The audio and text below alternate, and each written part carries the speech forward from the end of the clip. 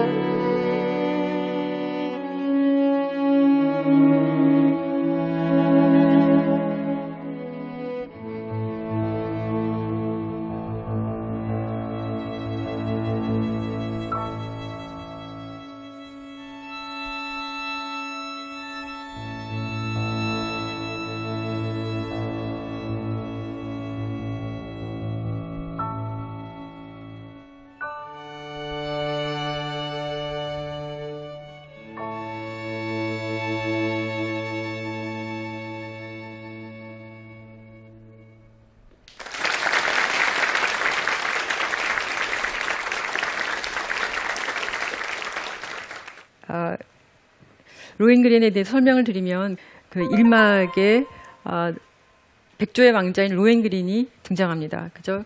이유는 그 공작의 딸인 엘자를 구하기 위해서 오게 되고 이분은 화해와 투쟁 이런 얘기가 진행이 되고 3막은 여러분 아시는 것처럼 아주 유명한 결혼 합창곡, 행진곡으로 유명한 곡이 진행이 되게 됩니다. 독일의 그 철학자 중에 프리드리히 니체라는 분이 계십니다.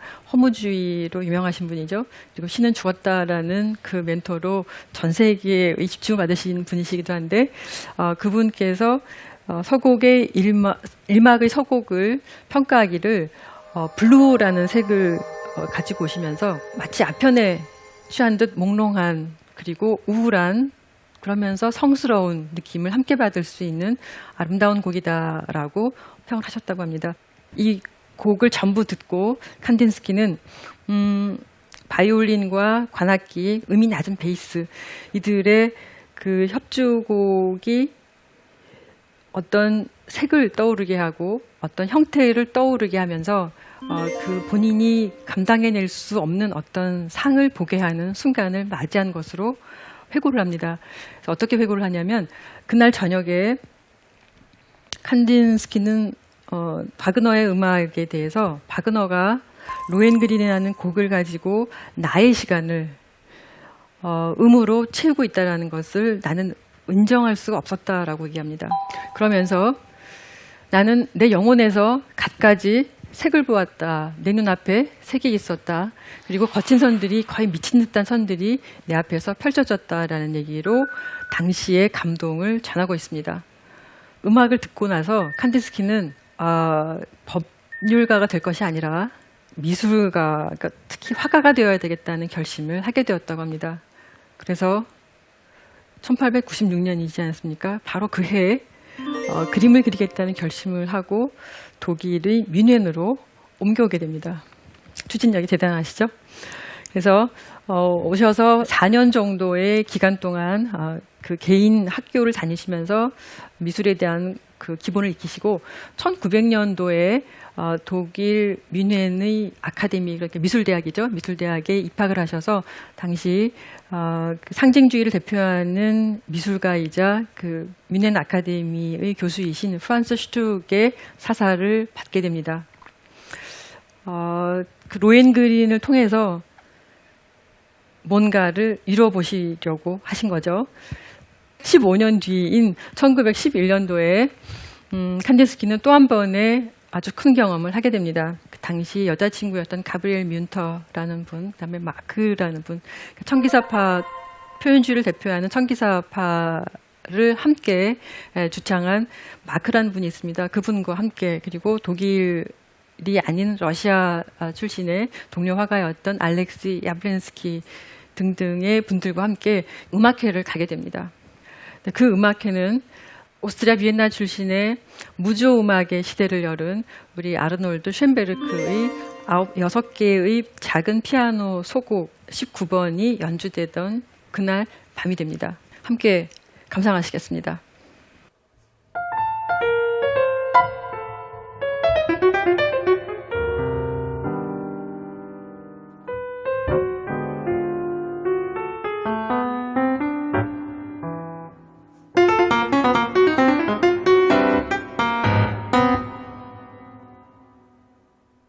귀에 쏙 들어오는 조화로운 곡은 아닌 것 같습니다. 그렇죠?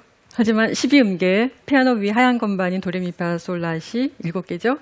그리고 그 가운데 검은 건반인 샵 5개를 합친 12개의 음만을 가지고 모두가 주인공이 될 수 있는, 각각의 음들이 주인공이 될 수 있는 그런 식의 음악을 완성하는 것을 경험을 했습니다. 이 음악을 듣고 칸딘스키는 2가지 일을 합니다. 하나는 바로 그 다음날 이 그림을 완성합니다. 무엇이 그려졌는지 잘 구별하기 어렵죠? 뭐가 보이십니까? 네, 노란색. 감사합니다. 무엇을 그렸는지 파악하기 쉽지 않은데 우리가 그림을 보통 이렇게 가로로 2분의 1, 세로로 2분의 1을 나눕니다. 그러면 중앙에 이렇게 맺히는 중심점이 있죠. 이 중심점을 위주로 그림을 보게 되는데 여기서 오른쪽 보면 굉장히 넓은 면으로 검은색이 칠해져 있습니다. 그죠? 사실 검은색으로 보이지만 여러 가지 색이 혼합이 되어 있는데 요 검은색은 칸딘스키에 의하면 그랜드 피아노를 묘사한 것이라고 합니다. 그 곡이 연주되는 악기 자체를 굉장히 강조하고 싶었던 것 같습니다. 그것과 함께 여기 노란색이 칠해져 있는데 괴테 색채론을 떠올리면 아마도 긍정의 의미의 그 연주된 곡에 대한 인상인 것 같습니다. 그리고 그랜드 피아노 맞은편 여러분들 관찰자의 입장에서 왼쪽 편에 보시면 마치 포도송이처럼 이렇게 묘사가 되어 있고 동그랗게 그죠? 반원이 있고 그리고 아래 그 포도송이 아래 색이 굉장히 넓게 칠해져 있습니다. 이것은 관람객을 묘사한 것이라고 합니다. 그리고 곧바로 편지를 쓰면서 본인이 받은 느낌에 그리고 감동에 그리고 같은 예술가라면 서로 공감할 수 있는 또 다른 의미의 서신을 전하게 됩니다. 그러면서 이게 무슨 음악이 될 수 있냐라는 비난을 많이 했던 그 부류에서 벗어난 그 쇤베르그를 인정해주는 예술가의 등장과 맞물려서 사실 두 분은 깊은 유대관계를 형성하게 되었다고 합니다. 그 내용 중에 하나가 바로 여러분들이 보시는 이 글이 되겠습니다. 당신의 음악 속 각 성부들은 각각의 독립된 생명체들인데 그것은 내가 내 그림에서 추구하려는 것과 같습니다. 여기서 각각의 독립된 생명체들이라는 것은 12개의 음을 가지고 무조음악의 시대를 연 당신의 그 의도처럼 나 역시 기존의 어떤 전통적인 방법을 탈피해서 그림 화폭 위에 그러니까 종이 위에 무엇을 그리든 캔버스 위에 무엇을 그리든 모두가 의미가 있는 어떤 상황의 완성을 진행하고 싶다 이런 의미겠죠.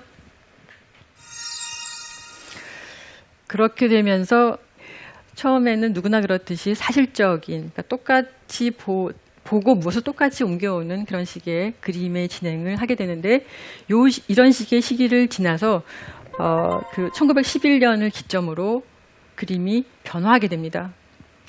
1909년까지 이런 식의 무엇인지 다 알아볼 수 있죠. 아까 그랜드 피아노를 못 알아보는 것처럼 그리지는 않았습니다. 그죠? 들과 산과 나무와 집이 모두가 표현이 되어 있습니다.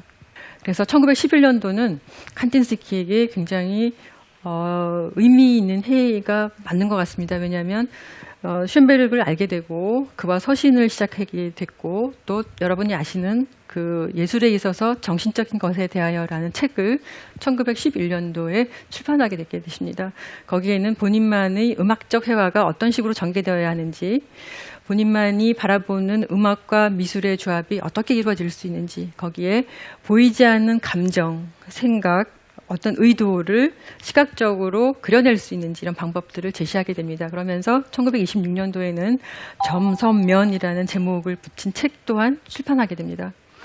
그러니까 본인의 의도를 한껏 펼치시는 거죠. 그렇게 되면서 미술은 그려서 볼 수 있는 눈을 기쁘게 해주는 그래서 아름답다로 끝나는 어떤 존재가 아니라 우리가 무언가를 더 생각해낼 수 있고 우리가 잊고 있는 것을 떠올릴 수 있고 우리가 살아가면서 놓치지 말아야 하는 것이 있다면 어떤 것이 될 수 있는지에 대한 아주 중요한 정보 차원의 존재임을 칸딘스키가 본인 작품을 통해서 전달하려고 합니다.